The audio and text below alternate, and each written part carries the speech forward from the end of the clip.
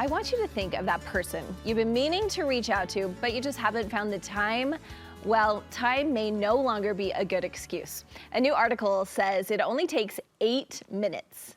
The New York Times recently issued a challenge to their readers to make an 8-minute phone call to a loved one. And they say that it's enough time to let you connect, but it won't overwhelm your schedule. So communications professor Dr. Jennifer Cummings, she's going to walk us through this. Do you agree? Is 8 minutes kind of that golden amount of time? Well, it certainly depends on what's going on in that person's life. But yes, I think you can cover a lot of territory in catching up, expressing interest, and just reconnecting and feeling that emotional tie get stronger in 8 minutes.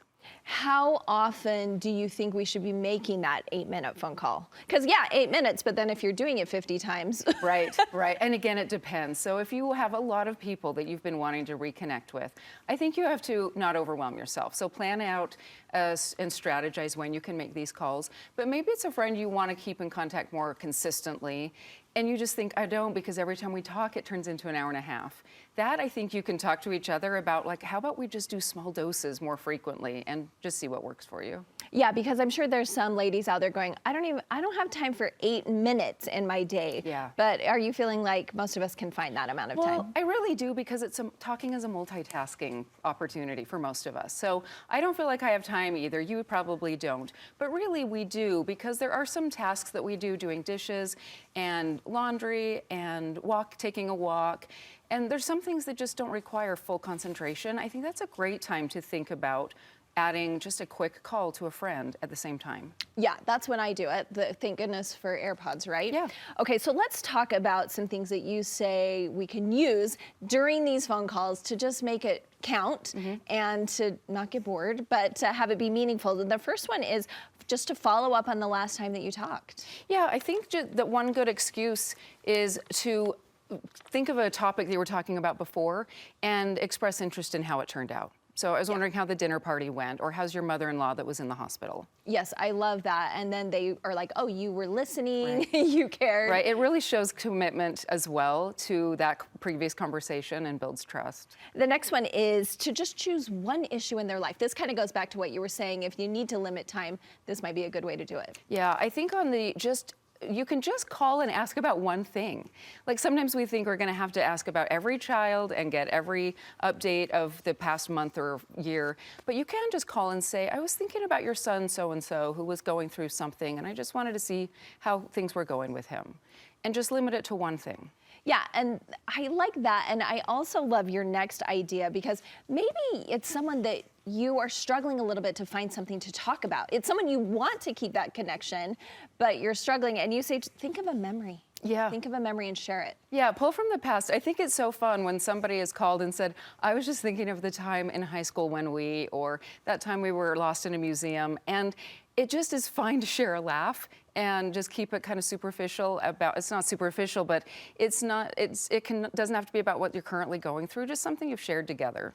And as you said that, I thought I have done that multiple times, but I'll usually text it or, DM it through a social, but the call is a different thing than just a text. Yeah, and there's actually a time for text. They both build relationship. And so I think you just want to choose what your purpose is. A text is great for a quick laugh, a compliment, thanking somebody, a quick question. But if you're really looking to stay connected, stay involved in each other's lives, I think that 8-minute or more phone call is really what you want to do. And that's the next one you point out, which is giving thanks for a compliment. Because to me, that could be just a quick text, but you're saying make it part of a phone call. Sometimes I think it's a good entry in is just, I wanted to call and tell you thank you for such and such. Or I was just telling my sister the other day how good you are at this, and I don't know if I've ever told you that. And so I think it can be nice to just call for wanting nothing at all, but just to give some praise or thanks. I love that, because I think a lot of times we think those things in our head and we just don't ever do anything about them. So make the call. Okay, the next one, asking for highlights. This might be for someone you're not talking to every day, a way to perk up that convo. Yeah, this one, I think it's just like how you preface it of like, hey, just give me a quick rundown on how all the kids are doing. Yeah. And as long as you say, and sometimes I'll preface it with like, hey, I just have a few minutes, but I was thinking about you. I really want to get caught up. Just give me a quick rundown on everybody or what happened with such and such. Our friend group kind of does that. We'd go round robin, like everyone just give us a quick, like, what are Yeah. your up to? Yep. I like that. You could do that in a phone call. And also, you're talking about asking for advice. Is this okay for someone you don't talk to that often? Or I mean, I guess it would be a compliment to someone that you're asking for their advice. Yeah, I mean, these are definitely could go either way. This could be with a good friend that you want to keep in contact with more, but just don't want to talk so long every time.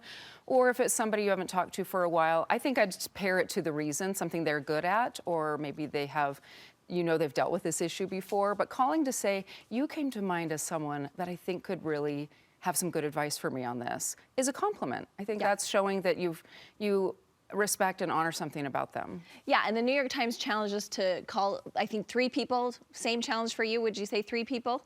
Give those 8-minute phone calls? Yeah. Yeah, I mean, don't overwhelm yourself. That's the thing. And I think planning is key. Think about some people in your life you'd like to reconnect with. Then think about where in my day could I fit this in? And then just have fun with it. Don't stress. There was a study that said people don't do this because they think it's going to be awkward. And then they do it, and it was delightful. And it's fine. We can all do 8 minutes. Thanks so much. Thank you.